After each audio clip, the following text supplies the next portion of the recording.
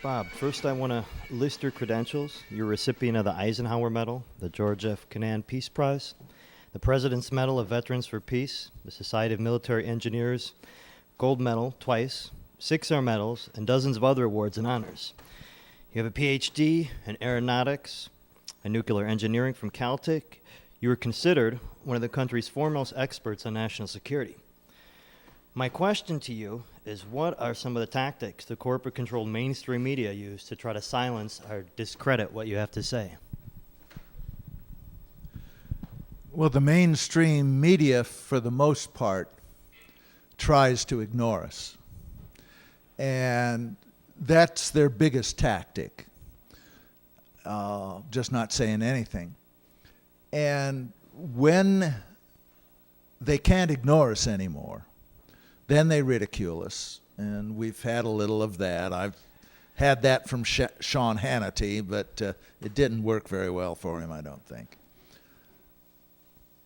But eventually, of course, they'll get into a position where that doesn't work, and they're going to have to battle us head on. And then, of course, we win. And that's the old progression. And the mainstream media, most of it is still in the position of ignoring us, but it's getting harder and harder for them to do that. We have more and more people who are speaking out on behalf of the Constitution, on behalf of truth, including 9/11 truth, and on behalf of the need to have a government that serves the people for change. When did you first begin to question the official story and the contradictions in it? I first questioned the official story of 9/11 on September 11th, 2001, when I sat there watching what was going on and saying, "Where are the interceptors?" and then, of course, when the next day or two they came out with the pictures of the 19 hijackers and names and photographs and everything. I thought, wait a minute, they were totally clueless. They didn't see this coming, and now they have pictures of all of these dead hijackers. I knew something was fishy. That and the discovery of Muhammad Atta's suitcase and the magic passport that survived, and it was all just too much. So I've been, I guess, a skeptic from day one. Okay. Would you mind telling us a little about your background as head of the Star Wars project, the secret Star Wars project? Sure. While I was still on active duty in the Air Force, I was asked to take over as Director of Advanced Space Programs Development for the Air Force. That's at the Air Force Space Division in Los Angeles. And as part of that responsibility, I had 4 divisions, and one of them was essentially the Star Wars programs.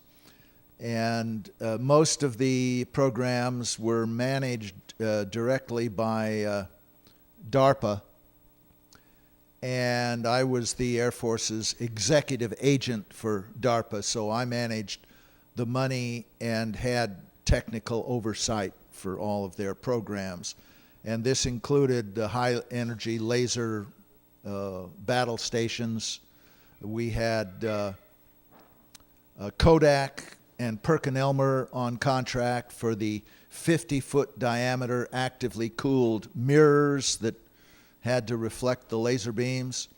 We had TRW on contract for the laser itself. Lockheed on contract for overall system studies, Raytheon on contract for the fault-tolerant spaceborne computer and the pointing and tracking system. So, there was a lot involved, and this was only one of 4 divisions in my command. When I retired, as a lieutenant colonel, by the way, they split up my command between 3 generals and a colonel. But this was sort of typical. I was a renegade in my career, and I never got promoted in accordance with the kind of jobs I had. When I was department head at the Air Force Institute of Technology, I was a captain and filling a full colonel's slot. So I had an interesting career, one that many people would say was a failure because I never went beyond lieutenant colonel, yet I had such fascinating and powerful jobs that I really felt it was worthwhile. And then in 1978, I retired to make some real money. But I didn't last long in industry, by the way. After about 3 years, I had learned full well that I had less freedom of speech in industry than I'd had in the military. And I was forced to get out of industry altogether. And so for the last 26 years, I've been a full-time whistleblower and troublemaker. With the passing of the Patriot and Homeland Security Act, we have seen the most draconian legislation ever, and they're using these anti-terror laws on average American citizens and treating the American people like enemy combatants. What's your comment on that? Well, the Patriot Act, the Military Commissions Act, and all those other things are not only wrong, they're unconstitutional.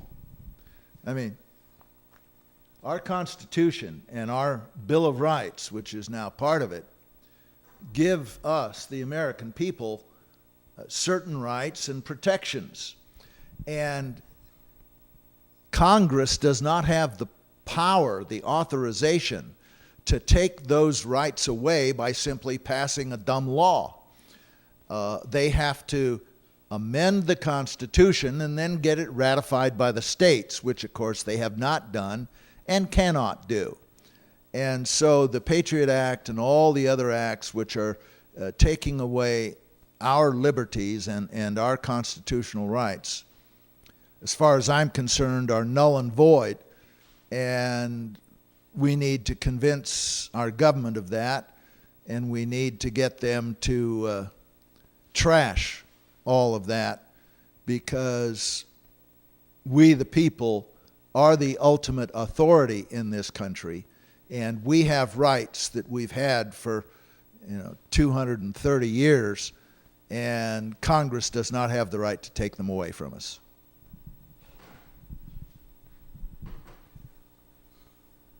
How big is a Patriot movement within the armed forces, and do you think they would use American soldiers against the American citizens?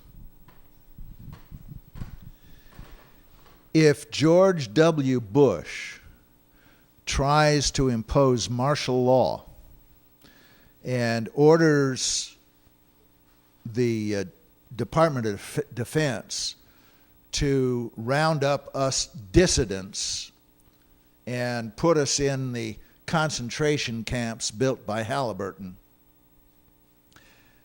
it's my guess that the soldiers in the U.S. Army and the U.S. Marines are going to surround us and point their guns outward to protect us from the neocons, the Blackwater goons, and anybody else that tries to get at us.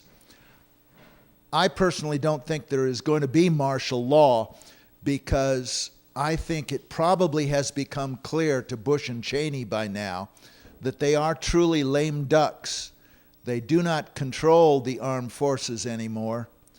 And the forces loyal to the Constitution, which is their oath of office, these loyal forces, I think, now prevail. And so I don't expect martial law. And I absolutely, unequivocally say that if Bush and Cheney try to cancel the November election, they will not get away with it.